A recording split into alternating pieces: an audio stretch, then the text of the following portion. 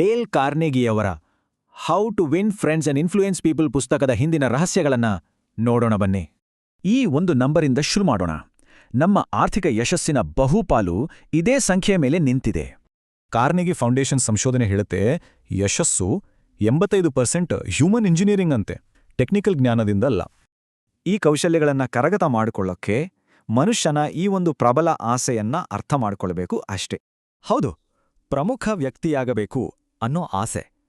ಕಾರ್ನೆಗಿಯವರ ಎಲ್ಲಾ ತತ್ವಗಳ ಅಡಿಪಾಯವೇ ಇದು. ಸರಿ, ಹಾಗಿದ್ರೆ ನೋಡೋಣ. ಮೊದಲ ಭಾಗ, ಜನರ ಜೊತೆ ವ್ಯವಹರಿಸೋಕೆ ಬೇಕಾದ ಮೂಲಭೂತ ತಂತ್ರಗಳು.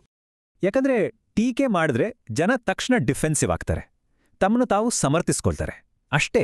ಯೋಚನೆ ಮಾಡಿ, ಅಲ್ ಕಪೋನಂತಹ ಕ್ರಿಮಿನಲ್ಗಳೇ ತಮ್ಮನ್ನ ದೂಷಿಸ್ಕೊಳ್ಳಿಲ್ಲ, ಅಂದ್ರೆ ಮನುಷ್ಯರಷ್ಟೇ.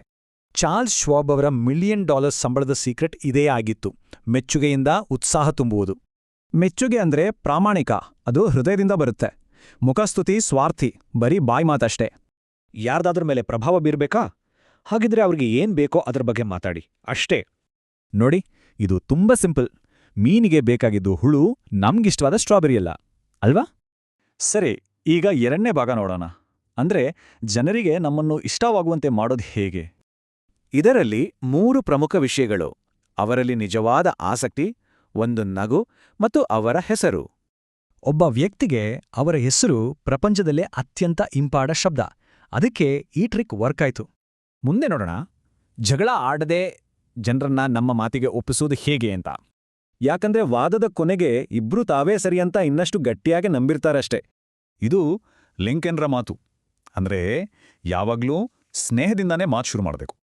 ಅವರು ಹೌದು ಹೌದು ಅನ್ನೋ ಹಾಗೆ ಪ್ರಶ್ನೆಗಳನ್ನ ಕೇಳಿ, ಆಗ ಅವರು ಇಲ್ಲ ಅನ್ನೋ ಸ್ಥಿತಿಗೆ ಹೋಗೋದೇ ಇಲ್ಲ.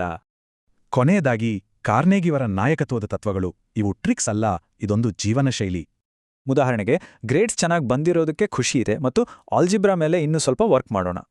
ಅಂದ್ರೆ ಈ ಎಲ್ಲ ತತ್ವಗಳು ಪ್ರಾಮಾಣಿಕವಾಗಿದ್ದಾಗ ಮಾತ್ರ ಕೆಲಸ ಮಾಡುತ್ತವೆ, ಇಲ್ಲ ಅಂದ್ರೆ ಪ್ರಯೋಜನ ಇಲ್ಲ.